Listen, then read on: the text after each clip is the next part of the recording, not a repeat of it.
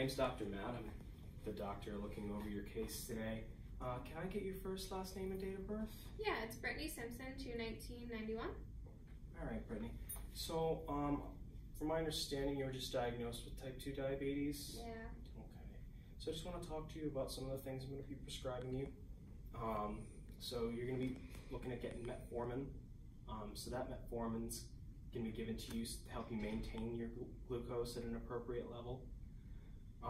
So how that works is it'll just stop your liver from producing so much sugar, and then it'll stop you from absorbing so much sugar. Okay. Just some things to look out for. Say you do have like an infection, would be signs of lactic acidosis, so chills, diarrhea, dizziness, low blood pressure.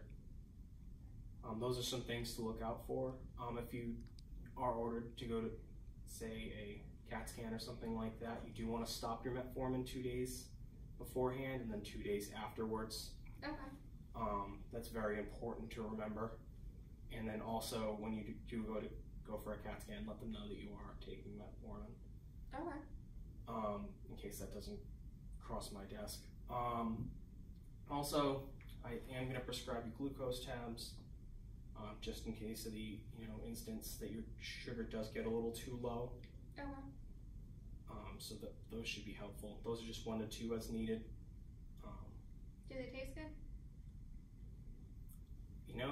That is pretty subjective. I haven't tried them, honestly. Okay. A couple months we're gonna have you come back. We're gonna check your A1C, so that would be an indicator of your blood sugar over 3 months. So that'll help us figure out if we're on the right track with your treatment options, if you're on the right track with lifestyle changes, which the nurse will go over with you. Okay. Fasting glucose, and then some kidney function tests. Some people with diabetes do have some issues with their kidneys, so we just want to be proactive instead of reactive with stuff like that. Okay. Not saying it'll happen immediately, but we just want to get ahead of that. Do you have any questions for me? So you said I have to come back for blood work. Does that mean I don't have to test my sugar daily? Nope. So what I would like to see you do is I'd like to see you be testing your sugar a couple of times daily because you are a new diabetic. Okay.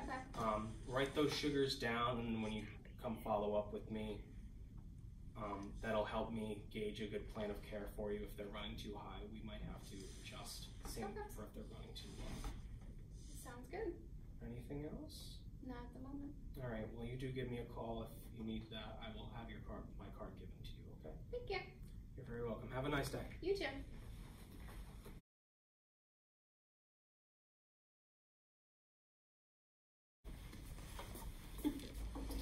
Hi, I'm Katrina. I'm going to be your nurse today. Hello.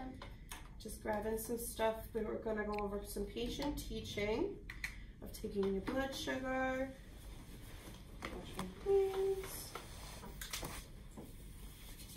provide privacy. All right, can I get your wrist, please? And can you tell me your first, last name, and date of birth? Brittany Simpson, 2/19/91. Awesome, thank you. All right, so what we're going to go over first is how to take blood sugar. Okay. Just so that you have a better understanding, have you ever seen anybody do it before? Yeah. Okay. Have you helped them or no? No. Okay.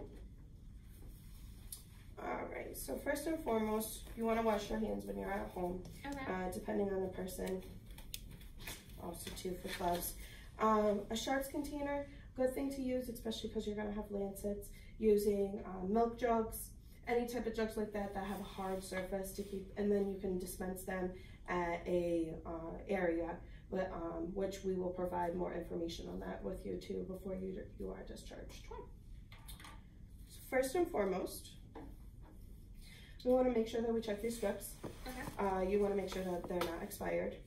And then you want to make sure too with your glucometer that you are calibrating it weekly so that it doesn't give you off readings. That can happen a lot, and it can say you're 48 when really you're normal. So, or even you're high, but it could be too that you're really normal. Okay. And depending too, that's why I said it's good to wash your hands. Sometimes if you're touching food or fruit, something that's very sugary, that can stay on your hands too, even with some alcohol. So washing them before doing so helps also. Okay. I would never thought of that. All right. So first and foremost, Let's see your fingers. So usually I like to go in the 2 middle fingers. You want to get the outer part of the finger. You don't want to go smack dab in the middle. Okay. So you first wash. Let it dry a little bit. Take your lancet, take off the tip. You press down till you hear the click. Okay. That's when you'll feel a little pinch. Bring some blood to the surface. Wipe away. Take a little bit more. Make sure this is on and working, and it will beep and let you know from the little droplet of where to go and when it's time. So then when you put it on, it'll take a few minutes, about 7 seconds really, to load, and it'll let you know. Also too, just write it in a journal diary so at least you can keep track that way. This does have an indicator where you can go back to the last time that you took it, date and time, but just in case it always dies on you, it's always good to have a backup plan also. Okay. All right, so since that we went through that, can you show me also? Yeah, of course. So let me set you up a little bit also. Got to move that a bit. Right. Okay.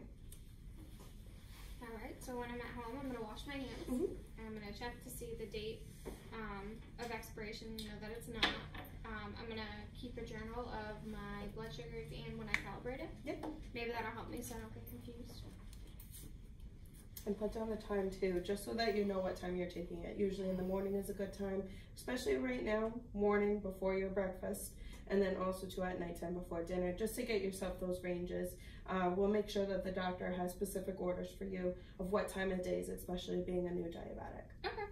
Alright, so I'm going to clean the finger. Let it dry. I'm going to take this off. I'm going to hold it till it clicks, so I'll feel a pinch. Bring a little up. Go like that. Oh, I forgot. That's okay too. At least you have the blood already circulating, so. So I'll know when. Yeah. You'll find a routine for yourself, especially being at home. Some people are just so used to it, they have their own little way of doing it. Okay. Good. And then I'll read for you. Awesome. Awesome. Thank you. No problem. Now the other thing also too I wanted to talk to you about is your metformin. Okay. So I just wanted to let you know, metformin can come in all types of tablets. It does look like a horse pill. It is white. So you want to make sure when you're taking the metformin that you're taking it at nighttime. You want to make sure that you're taking it with a meal. You can get an upset stomach sometimes with it. Everybody is different. Okay. It is not sometimes you can have an upset stomach to the point of where you're having some diarrhea. That can be from the metformin. If it's lasting, I would say more than a day, I would definitely call us and let us know. Also too, checking your blood sugar, seeing your ranges there as well. Okay. And then we have, if your blood sugar does get low, you'll be prescribed this also. These tablets, you'll just have on hand with you, so you can take 1 to 2 tablets. And that will also be something that you'll be prescribed before you go home. Yeah, I just rather you see what they look like, so at least you have some idea and knowing about how many tablets to take. So at least we go over, and if you talk to the pharmacy and have more questions, they'll be able to answer them as well. Okay. And then I just have some handouts for you. Pretty much everything that we have talked about. So even so, your mood. If you're upset about it, if you're feeling yourself getting depressed, call us. Call your doctor, PCP. At least talking to them and trying to get on the right track can help. Okay. What else I have here is just letting you know about signs and symptoms to look out for hyper and hypoglycemia. I know that the doctor went over some of those with you too. So just so that you have those handouts. And then as well, traveling tips, especially because traveling can get in the way if you're going out constantly. Traveling through the airports, the food that's there, it's not always that healthy. So just making sure that you have some of these tips as well. Okay. All right. No problem. Well, do you have any other questions? Not at this time. All right. So I'll come back and check up on you later, okay? All right. Thank you. No problem.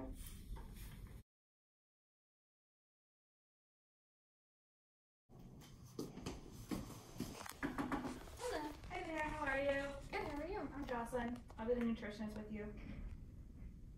My Tell least me. favorite. Your least favorite. I want to keep eating my fatty foods. Oh, sometimes you gotta change your diet. All right. Can you please tell me your first and last name and date of birth? Brittany Simpson, 1991. Alright. So let's talk about, what do you eat now at home? Buffalo chicken tenders and blue cheese. And blue cheese. What else do you eat? Do you have soda, water, coffee? So, You have soda at home? yeah. Do you eat lots of sugar, like sweets like chips or cookies, cake, pies? I just put a lot of sugar in my coffee. A lot of sugar in your coffee. Alright, so we're going to talk about 3 main types of nutrients: carbohydrates, protein, and fats. Okay. So carbohydrates are digested in food that turn into sugar. So there are 2 types of carbohydrates, simple and complex. Simple is fruit and fruit juices, milk and other dairy products, sweetened foods such as candy, sodas, and most desserts. Complex carbohydrates are bread, crackers, rice, potatoes, corn, pasta, cereal, beans, and peas. Okay. Any questions so far?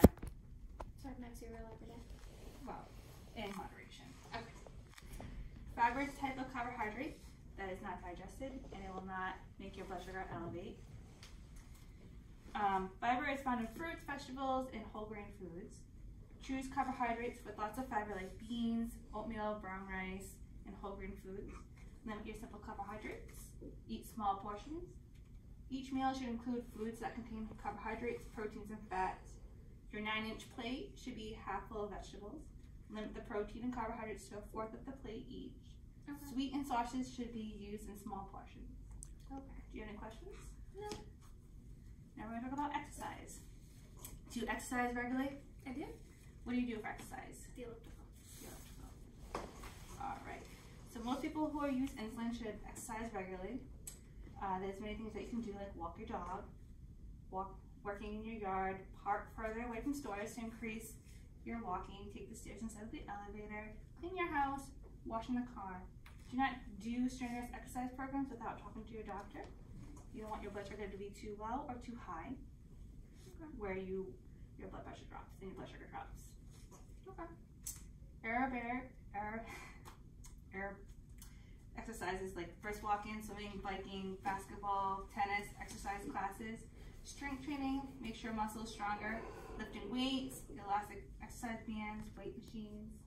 Stretches include yoga, other activities that improve your flexibility, physical activity to help lower your blood sugar. Okay. When you first start exercising, check the blood sugar because your blood sugar may be too low, or you might need to fix your insulin scale before you exercise. Okay. Make sure you wear a medical alert bracelet saying that you're diabetic, and always carry a snack with you, either if it's a piece of candy, hard candy, just a little bit of sugar, so when your blood sugar is low, you can take it. Okay. Is there anything else? Any questions? No. Anything else at all? Can I get a list of foods to take home? Absolutely. I'll give you a list right now. Awesome. There you go. Thank you. Anything else? No. All right. Well, I hope you have a great day. Thanks. You too. Thanks.